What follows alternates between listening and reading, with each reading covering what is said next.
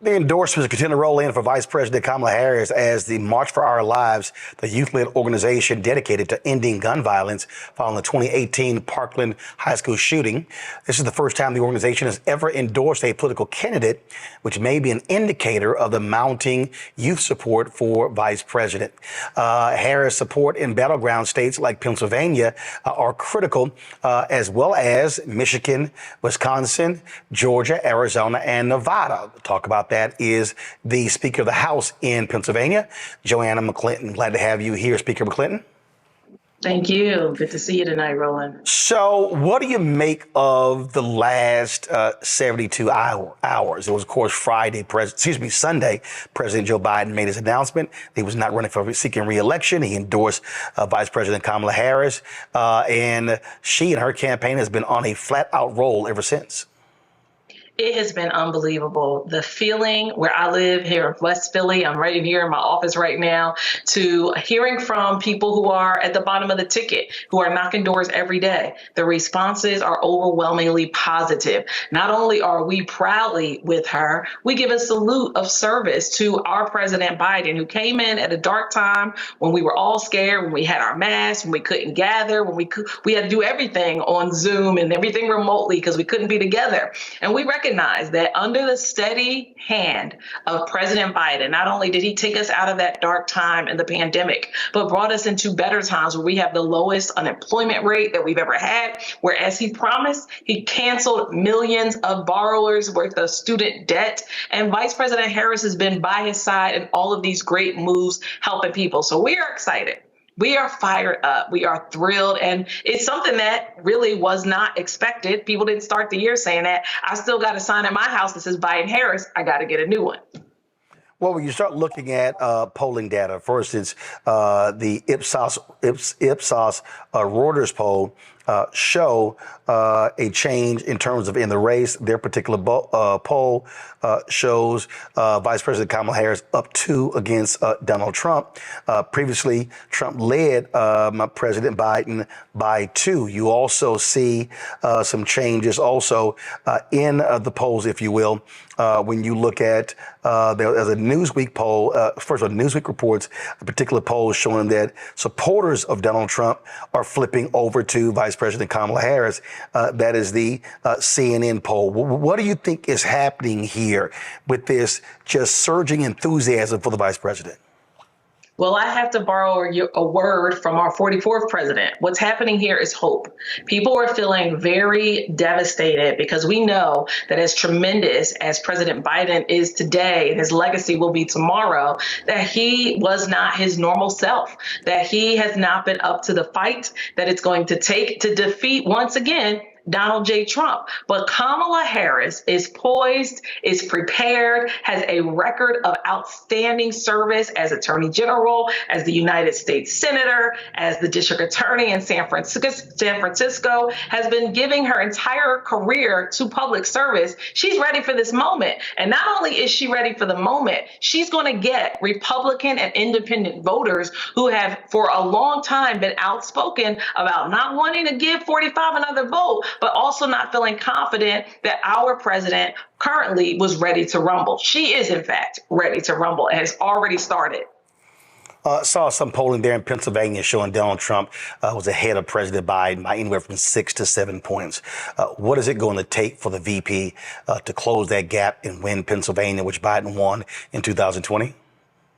Well, what it will take is boots on the ground. It's going to take all of us letting people know how tremendous her career has been and will be, letting people know where she has stood on issues, articulating her vision at the doors, a strong get out the vote program. Because not only do we have a Democratic stronghold right where I live in Philly, we've got to make sure that the folks who aren't normally voting, who haven't tuned in to Tuesday, November the 5th, who aren't steeped in the waters like we are, politicals, waiting and counting going down backwards to the election, that they are prepared, that they have a plan, that they're excited and ready to vote. And then when we get to the collar counties, where all of the women have been excited to vote for choice and reproductive freedom, which is how we were able to flip the House in 2022, understanding that her record is undeniable in standing up for women's rights. And then once we get out of the suburbs around the cities, we're going to go into rural communities to talk about what her big wins have been, both policy wins, where she stands, and how she will fight for them.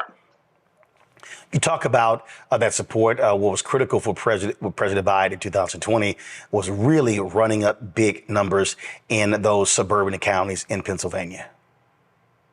That's right. In the suburbs, when you think about, okay, we've got Philly, we've got Pittsburgh, we have Harrisburg, we've got smaller cities, Allentown, Erie. But in the suburbs surrounding Philadelphia and Pittsburgh is not only where President Biden was able to win strong, but also where we have gained territory at the state legislature. And mind you, this is 2024. Every state representative in every area that's represented by Republicans has a candidate in the suburbs, on the ground, knocking doors, mobilizing people. So not only do we see a new momentum with our soon-to-be Democratic nominee, Vice President Kamala Harris, but we also see folks at the bottom of the ticket who are doing the work every single day to get the vote out, let folks know that Republicans can't be trusted from Washington to Harrisburg, and that most importantly, we have some champions that are willing to fight for us and stand with people on our values and what our governor here calls real freedoms. Speaking of that, your governor, Josh Shapiro, apparently is on the short list for potential VP candidates for Vice President Harris. Your thoughts?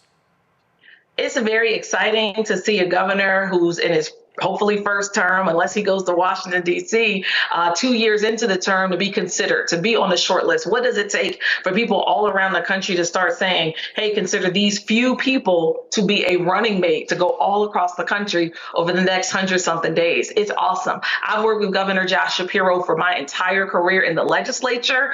When I got started, he ran for Attorney General my second year. When I was running for my first reelection, I was proud to support him in a crowded primary with another DA from out of the other side of the state. He then went in 2020 to win across the state. And in 2022, he defeated an incumbent senator who was anointed by Trump to be the Republican nominee. So he's already been beating extremism in every part of Pennsylvania. You talked about those suburbs, talked about the Democratic strongholds, and even in rural Pennsylvania. So I do know that he could be a key player in helping our vice president secure Pennsylvania's 19 electoral college votes.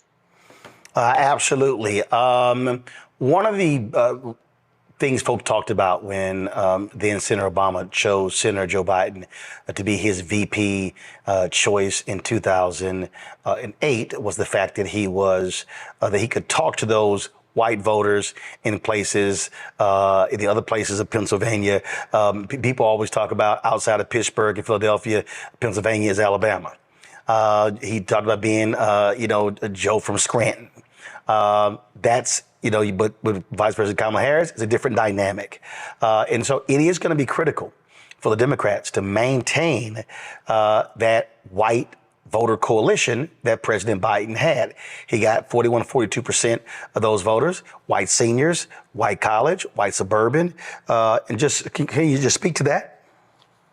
Absolutely, because when we think about Governor Shapiro, not only has he been able to earn votes from that same demographic, but he's the only governor in our nation that's been effectively managing a divided legislature. All the other governors either have total Republicans or total Democrats. We have a 1-seat majority in the state house as Democrats, and there is a Republican supermajority currently in the state Senate. But notwithstanding that, he's been able to produce, he's been able to get results, and most importantly, he's been able to work those voters in every part. He is a wildly popular governor. His approval rating is about 70% amongst everybody in the state. That includes the Republicans. All right. Sounds very good there. Well, look, we're certainly going to see what happens. It has been one heck of a 3-day rollout for the VP. Speaker McClinton, we certainly appreciate it. Thanks a lot. Thank you. Tastes like Curl Prep Natural Hair Solutions at curlprep.com. I'm in shock. For curls, locks, braids, twists, and even those wigs and extensions. Women, men, and children are loving this line.